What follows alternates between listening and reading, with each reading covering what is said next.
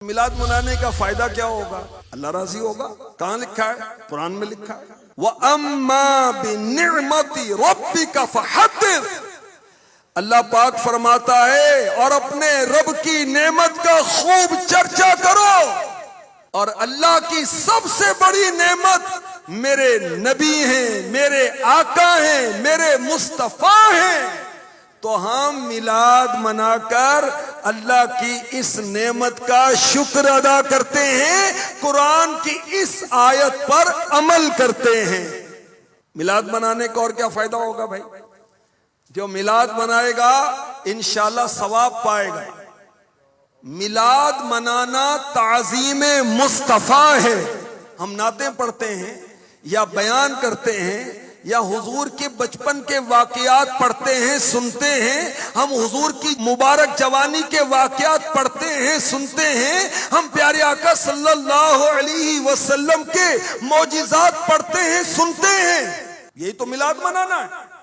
علامہ جلال الدین سیوطی شافعی لکھتے ہیں جس گھر میں میلاد شریف پڑھا جاتا ہے اللہ پاک اس گھر کو قحط سالی سے، وبائی امراض سے، آگ لگنے سے، ڈوبنے سے، دیگر آفات سے محفوظ فرما دیتا ہے۔ جس گھر میں میلاد ہوتا ہے اس گھر کے رہنے والوں کو اللہ تعالی دشمنوں سے بچاتا ہے، حاسدوں سے بچاتا ہے، بری نظر سے بچاتا ہے، چوری سے بچاتا ہے۔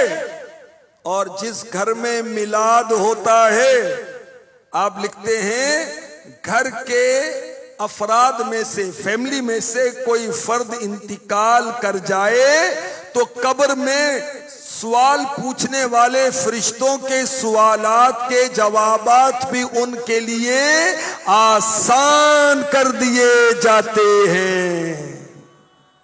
حضرت خواجہ جنید بغدادی رحمۃ اللہ تعالی علیہ فرماتے ہیں محفل میلاد شریف میں شرکت کرنے اور اس محفل کی عزت و تکریم کرنے سے ایمان مضبوط ہوتا ہے۔ علامہ قسطلانی رحمۃ اللہ علیہ فرماتے ہیں میلاد منانے کی برکت سے پورا سال گھر میں امان رہتا ہے۔ حصول مقاصد کے لیے میلاد منانے والوں کو خوشیاں ملتی ہیں اور دلی مرادیں پوری ہوتی ہیں۔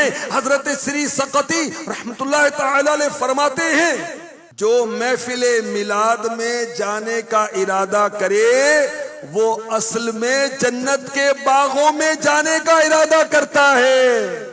حضرت شیخ عبدالحق محدث دہلوی رحمت اللہ تعالی علیہ فرماتے ہیں جو نبی کی ولادت کی رات خوشی منائے اس کی جزا یہ ہے کہ اللہ انہیں اپنے فضل و کرم سے جنات النعیم میں داخل فرمائے گا انشاءاللہ انشاءاللہ۔ باغ جنت میں محمد مسکراتے جائیں گے، پھول رحمت کے چھڑیں گے ہم اٹھاتے جائیں گے۔